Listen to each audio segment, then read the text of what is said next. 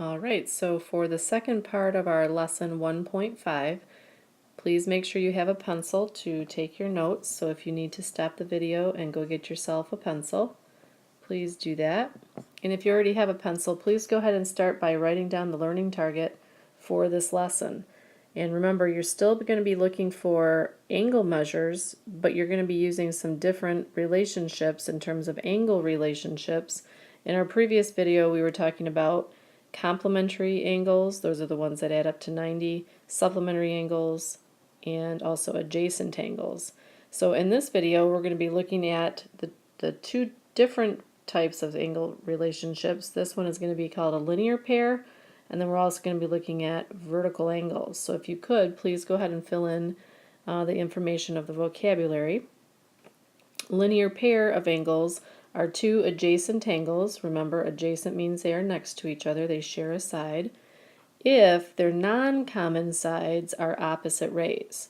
Now, and what do we mean by opposite rays?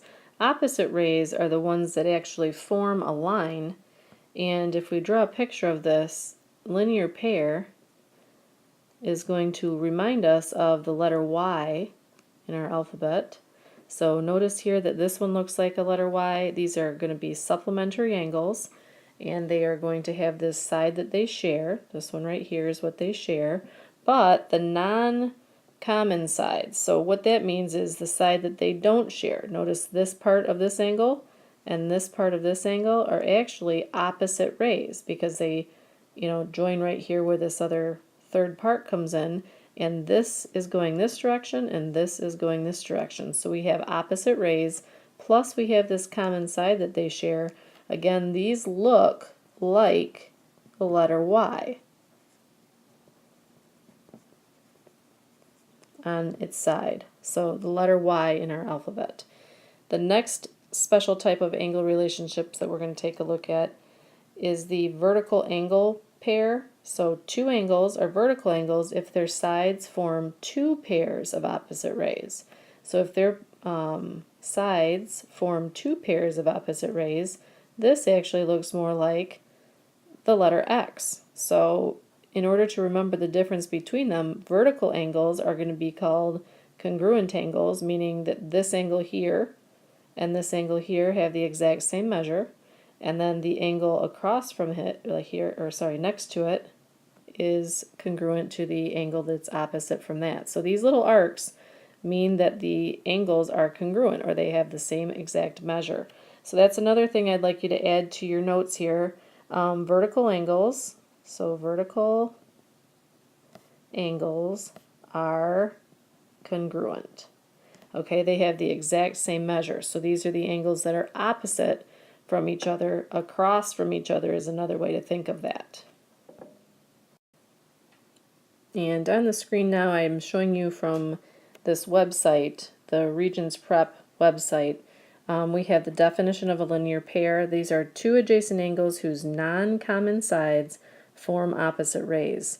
So these angles must be adjacent. Okay, if you take a look at the drawing they have for you here, this is still a letter Y. It's saying that angles 1 and 2 form a linear pair, and a line passing through A, B, and C is a straight line, and those are the two opposite rays that we were talking about. So if two angles form a linear pair, then they are supplementary. Okay, so linear pairs add up to 180 degrees. Okay, at this same website I wanted to take a look at the definition that they give here for vertical angles and a little diagram that they have for us. Vertical angles are two angles whose sides form two pairs of opposite rays. These are straight lines. So notice that this line in the diagram has two opposite rays. If we notice that they could join here, and then this line has two opposite rays. And remember, this is like the letter X in our alphabet. That's what the nature of the picture always looks like.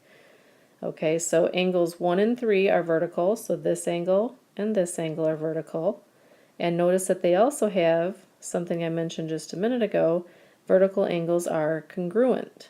Okay, so unlike linear pairs add up to 180, vertical angles are congruent. So you're going to have to find a way to remember all of these details about these angle relationships that we're learning about. So angles 1 and 3 are vertical angles, and then it looks like angles 2 and 4 are vertical angles, which also means that they are congruent. So angle 2 is congruent to angle 4 due to the nature of vertical angles, and angle 1 is congruent to angle 3 as well. All right, we're going to take a look at these examples. For the first example, they just want us to identify the angle pairs.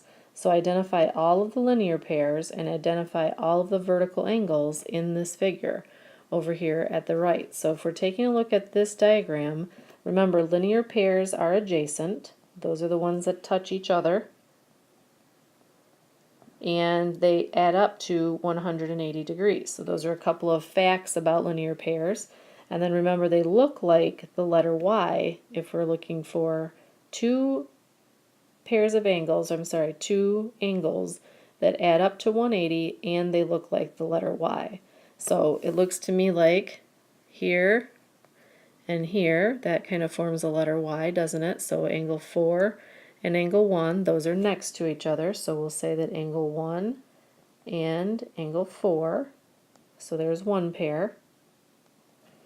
And we can also see that this and this form another letter Y, so that means that angles 1 and 2, those are adjacent angles, they would add up to 180, they're supplementary. So angle 1 and angle 2.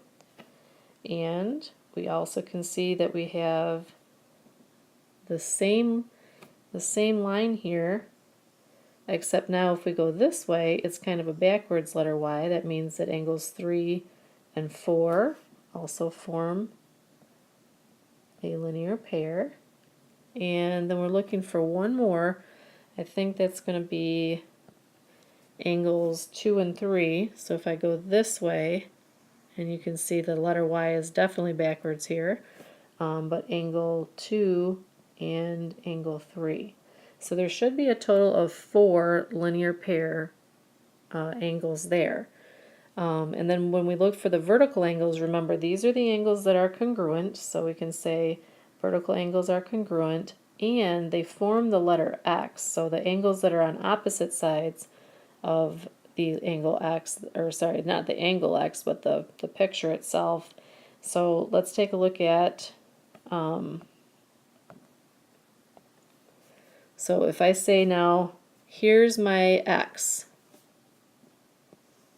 This is the X, right? So that means that angle 2 and angle 4 have the same measure. Those are the ones that are opposite from each other. So let's go ahead and write down angle 2 and angle 4. And then, of course, we can see that angle 1 and angle 3 are opposite from each other, and those are going to be congruent. So angle 1 and angle 3. All right, so across from each other, angles that are across from each other are identified as vertical angles, and they are congruent. Okay, in example number 2, it's asking us to find the angle measures in a linear pair. So just remember that a linear pair is a 180 degree set of angles. So there's a pair, that means two angles, that add up to 180 degrees. So if you look right here in this diagram, this straight angle, this line right here, adds up to 180 degrees. So that means that these two angles, 2x and x, are going to add up to 180. Remember, we said that any linear pair looks like the letter Y. So this is a letter Y, which means that 2x plus x is going to equal 180. So that's how we're going to set up our equation. And once we figure out what x is, see how it says solve for x, then we can plug that in to the 2x and the x, and we can find out the measure of each angle. So if I combine the things on the left, we see that that's going to be 3x, and that's going to equal 180. If I divide by 3 on both sides, then x is going to equal 60. So if I plug that back in, if I plug it in here, 2 times 60 equals 120. And if I plug it in here for x, x is just 60. So if I add 120 plus 60, that should equal my 180. So I can verify that it is correct. So your task is going to be to complete the on your own.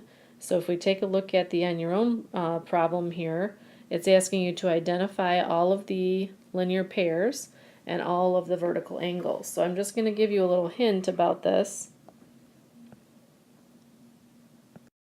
You're going to be looking for 2 pair. So please find 2 pair of linear pairs. And I would also like you to find 1 pair of vertical angles. There really is only 1 pair of vertical angles in this diagram right here, and there are 2 pairs of linear pairs. So in that problem, go ahead and write those down. Remember, when you're when you're naming angles, again, you want to use the angle symbol. So if you want to take a look then at the next problem, solving for x in the diagram, you're going to set these problems up just like I did in example number 2. They have to equal 180 degrees. Please turn your paper over and take a look at the problems that are on the back. The directions tell us to find the measure of angle B and show all work. So please make sure you're showing your work here. If we take a look at number 1, angle B, that's this angle here, plus the angle that is 67 forms a linear pair. So remember, a linear pair is like the letter Y, and linear pairs add up to 180. So I could write an equation, B plus 67 equals 180. Okay, and you did some of these problems like these on the previous notes. Really what you're doing is you're just taking the 180 and subtracting the one angle that you know, and so you should end up with 113 for the measure of angle B. And notice it is an obtuse angle, isn't it? So that's definitely going to be a number that should be around, larger than 90 but less than 180. So that looks good for that one. For number 3, these 2 angles are also a linear pair. They add up to 180. So we don't know what angle B is, but if we take 180 and subtract 119, we should come up with 61. And remember, angle B here is acute, and therefore our number that we're coming up with should also fit in the category of being acute. Remember, that's anything less than 90 degrees is an acute angle. Okay, I would like you to take care of numbers 2 and number 4, and then we're going to take a look at numbers 5 and 7. So in these 2 problems, it looks like we're looking for the measure of the angle across from the letter, the angle that's marked. And remember, if we did not have, this looks like a bow tie, I see that, but really we're just focusing on the letter X here. Remember, the letter X forms some angles that we call vertical angles, and therefore angle B equals 72 because it is congruent to the angle across from it, because these are vertical angles. Same thing for number 7. If we take a look at this one, this is just taking a look at the letter X. Angle B is congruent to the angle across from it because vertical angles are congruent. We saw that on that little website that I brought up on the screen. So angle B is equal to 62 because it is congruent to the angle across from it. Okay, so you're going to take care of numbers 6 and 8 here as well before you come to class, and make sure you've been taking your notes with pencil. Thank you very much.